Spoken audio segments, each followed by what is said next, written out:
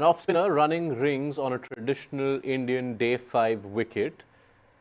It's not R. Ashwin, and you might be missing him, but Simon Harmer is proving to be more than a handful, regardless of whether he comes up to left-handers or right-handers. As it stands, at tea on day 5, India are 5 down. 90 is the score. 549 was never going to be a matter of pursuit. South Africa 5 wickets away with 2 sessions remaining in the final test of the series to complete a series sweep. Saba, Karim with us on ESPNcricinfo Matchday. Vernon Philander has already begun celebratory mode, so he will join us. Please ask him to hold on because we still have 5 wickets in hand, and I think these 2 batters have done quite well so far. They have played how many overs, Yash? Close to 16 overs? Almost 16, yes. That's such a heartwarming sight for India. One of the few things that have gone well for India on this final day. Vernon Philander will join us for the next show, which who knows could be the last show. But as Saba Karim points out, Sai Sudarshan and Ravindra Jadeja with a vigil right now. Sai Sudarshan on course to play one of the slowest innings ever, and that is what India need. He's lasted 130 plus balls. He needs to do a lot more, but Saba, it would be fair to start this first session summary with Simon Harmer. He's been tremendous all through the series, but in this particular session, what stood out to you? Well, his control, Yash. I think his control over the variations have always been very subtle. Change in pace, change in trajectory, and it seems that whenever he comes on to bowl, there is a plan that is going on in his mind, how to set up a batter.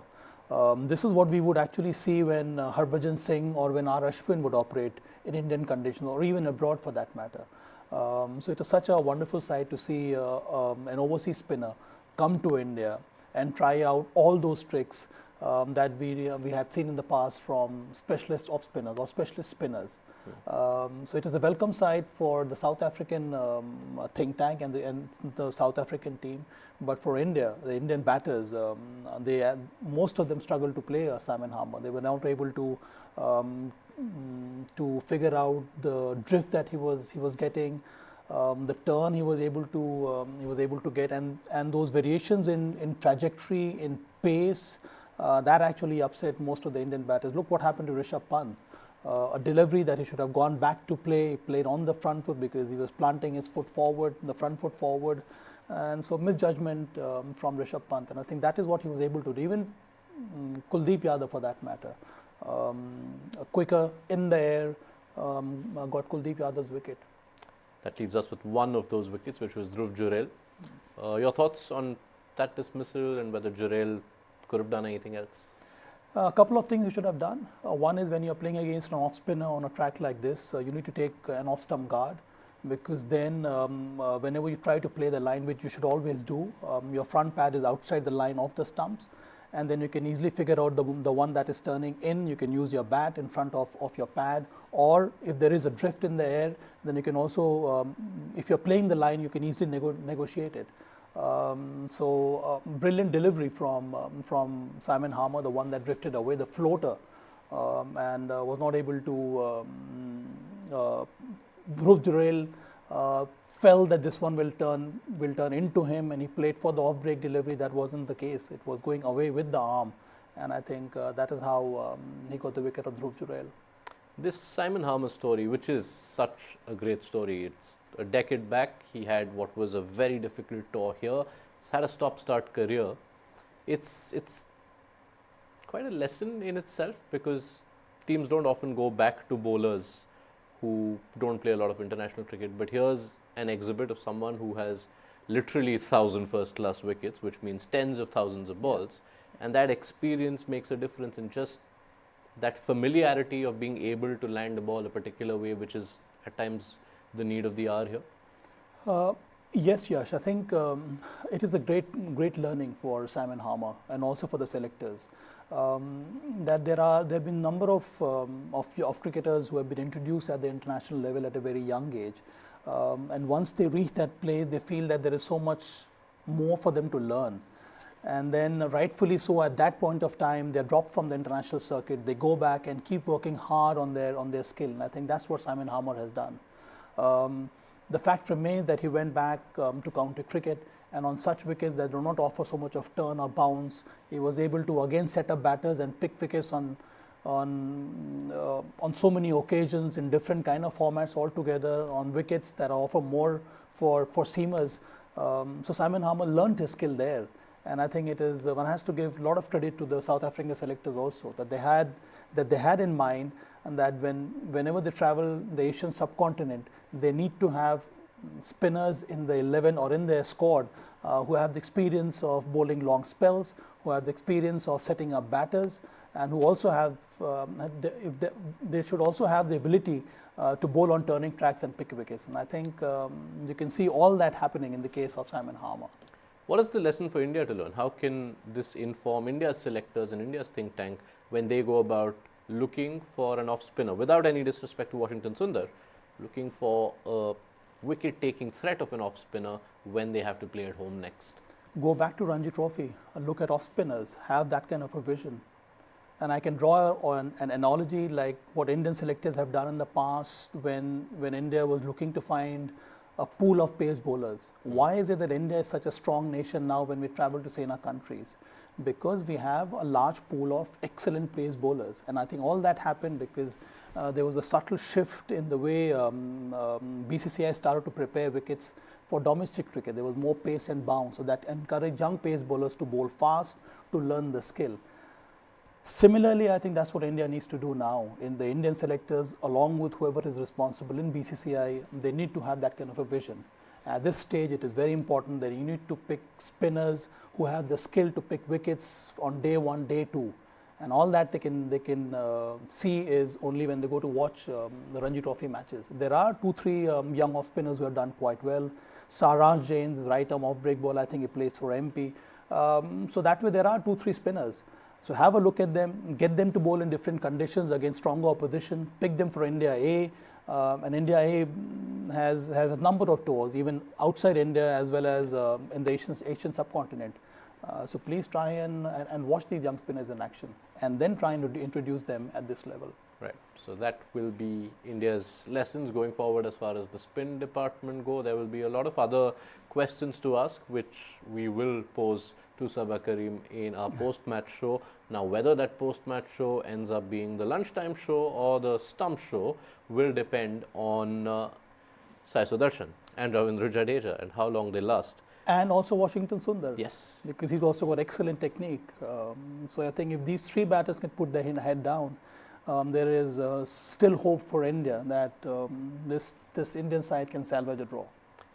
So let's go to Sai Sudarshan then. Yeah. What you've seen in the first innings, which is even in the middle of what is obviously a troubling result and series and pattern for India, it always feels good to see someone go back and play that old school kind of test match session, which is almost a sight unseen now. Yes, Yashi, one can always question the method employed by Sai Sudarshan, but at least he has shown the grit and the application. And I think on day 5, this is also required. Along with him, you see Ravindra Jadeja, who has shown the perfect template to bat on day 4 or day 5 wicket. He remains aggressive, his defense is very solid, he's employing the sweep shot, which you need on this kind of a surface. On the other hand, you have Sai Sudarshan, who's stressing more on his defense, but while doing so, he's very precise in his footwork. And I think the number one factor for Sai Sudarshan to still remain at the crease is that he's picking the length very early. So delivery that has been pitched up, he's right at the pitch of the ball to smother the spin, and anything that is bowled short or hard length, even against the spinners, he has gone right back, has used the depth of the crease and played with soft hands. It is vital to point out that Sai Sudarshan is leading a charmed life. He got out of a no ball to Marco Janssen. He had a catch dropped by Aiden Markram, who's not been dropping any catches. He's already taken 7 in this test, which is the most for a South African in a match.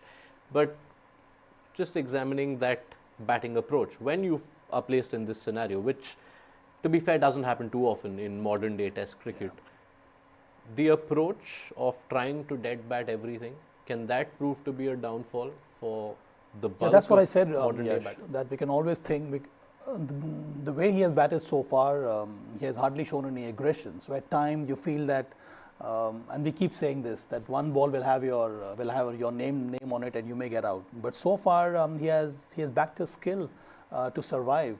And we as experts or as former cricketers, we can always question that. But you need to leave that individual alone. He has to make his own game plan, whatever we may advise him, but I think it's up to him to figure out. And so far, it has proved fruitful for India. So let him continue like this. I mean, in the middle of a session or middle of a game, you possibly can't change your game plan. So whatever has helped him survive so far, he can continue doing so. And hopefully, I think another couple of hours, if he can bat like this, then there'll be a strong possibility of India to salvage a draw. So you'd imagine both Sai Sudarshan and Jadeja continue with what is proving to work for them with their respective natural games in the second session? Yeah, well, I do expect Sai Sudarshan to use the sweep shot once in a while, just to upset the rhythm or the length of the bowler. At times, same delivery can offer so much of variation in terms of bounce and extra turn and stuff like that. So once in a while, it is not a bad idea. But I don't think that he's a natural sweeper of the ball. So it may not be so easy for Sai Sudarshan. Jadeja, on the other hand, and I think see that's the best part about it, because Jadeja has played a lot of domestic cricket also. Before he came into the international scene, even before this Test series, he went and he played a Ranji Trophy game for Saurashtra. So he knows how to bat in these conditions. So his defense is very good. But on top of that, he has used the sweep shot also to great effect. And most of the sweep shots that he has played, they are conventional sweep shots. There is no reverse sweep. So Jadeja is backing his own strength to survive on this day 5 wicket. All right, we're missing a resident oracle in Vernon's absence on this show. So why don't you tell us what we can expect? I feel India 1 down. Let's not even go talk about the scores. If India can lose just 1 wicket in this session with 4 wickets to go, Vashi Sundar coming in next, you will still have Nitish Reddy. So then India can look to play another 30 overs post-lunch session. But I think this session is so crucial. And the best part is that the ball has become softer. That sharp turn which the spinners were able to extract, that may not happen in this session. So these are good signs for India. Play with soft hands, keep that intent, and that grit and application continue. Yeah, now I'm missing Vernon Philander a little, because he surely would have jumped in right now. Saba, they will lose 4 wickets. I'm telling you now. But Vernon last night he said India will lose 4 wickets. Yes, so India by lost 1. only 3 wickets. Yeah. So we are 1 up on him now. I'm sure he would have pointed out the wicket of the no ball and the dropped catch, and he's been getting his calls right. So we'll wait for him to join back when we're back here next.